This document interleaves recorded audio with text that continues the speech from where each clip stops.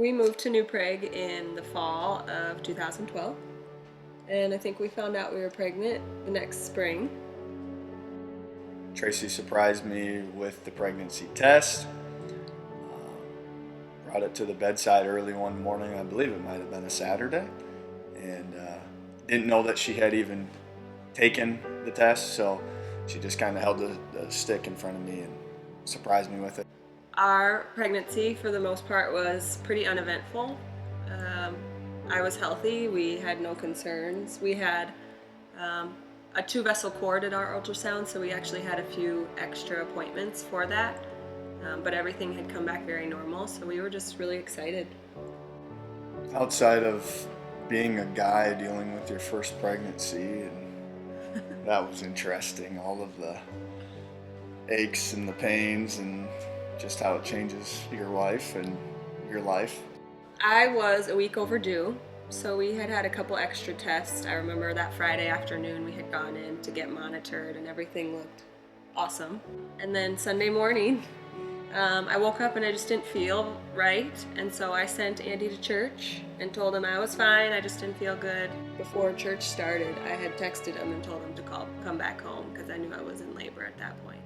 And by the time we got to the hospital, I was maybe 5 or 6 centimeters, and they hooked me up to the monitor and couldn't find a heartbeat, and so they just said that it was their monitor, something was wrong with it.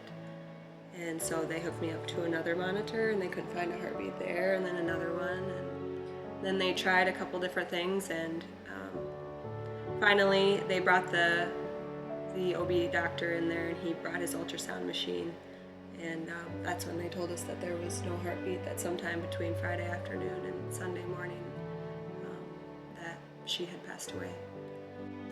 It wasn't like shock, like, can't believe it, what do I do, or anything like that. There was, from the first ultrasound looking for a heartbeat, that we knew, the doctor said they couldn't find the heartbeat. It was kind of a weird sense of like, not sure why this is happening. So we found out that she had passed away about 3 o'clock, and she was born at 5:55 that evening. She was 10 pounds, 14 ounces, and 22 inches long. And yeah, it was a girl, which we didn't know, and she was beautiful and perfect. Cadence Marcella Kardoes. It was just a really powerful time in my faith, because I couldn't have done it without God. I don't even know how I got through those days after. It was all kind of a whirlwind. It was such a tough time. After those first couple days of smiling it off and being strong, I would just come home and sob all night, and I don't think Andy really knew what to do, and so he would just sit there and pray, and we would just kind of sit there, and I would cry, and Andy would pray over me, and I think that the power of prayer was so evident at that time. When tragedy strikes, God is the rock that He promises. When things are going good, it's easy. It's easy to praise God. It's easy to read about Him and worship Him, and say how great He is and how everything is. And during the hard times, it's a lot harder. And I personally grew a lot stronger in my faith during that time.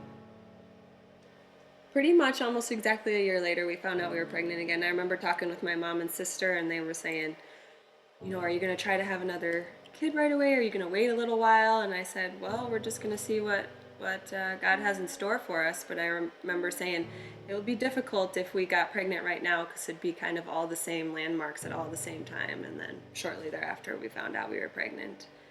We had a lot more extensive prenatal course with Kansas. Holy moly.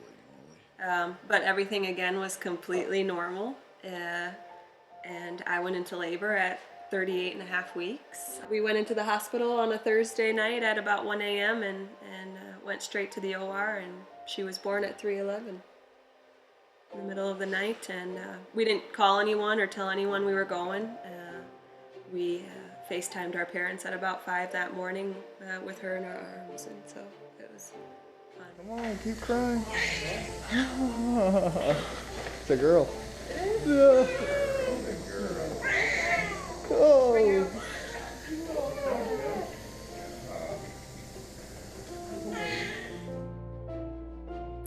Kansas is, she's a go-getter, non-stop, spirited, She's always smiling. always happy, a bundle of joy. She looks just like her dad. Poor girl. I think for me,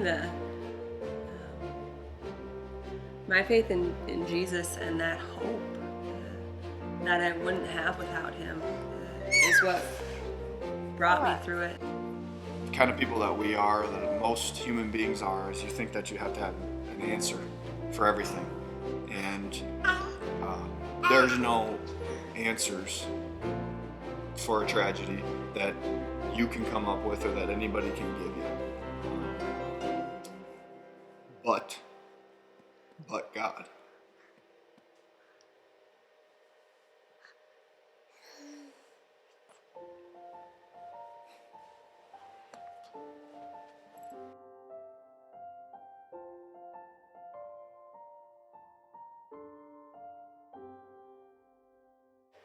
There's a song that I always think of, the end of it, she sings, "When I cross over Jordan, I'm gonna sing, I'm gonna shout, and I'm gonna look into your eyes and see that you never let me down." And I listen to that song a lot, and I would just see Cadence. I'd sit and think, I'm gonna look into her eyes and see that, God, you never let us down. And even though we don't understand why that happened, I know that when we get there, it's all gonna make sense, and it's gonna be awesome. Actually good. That would be a nice way to Bye-bye. Hello. Bye-bye. Good job.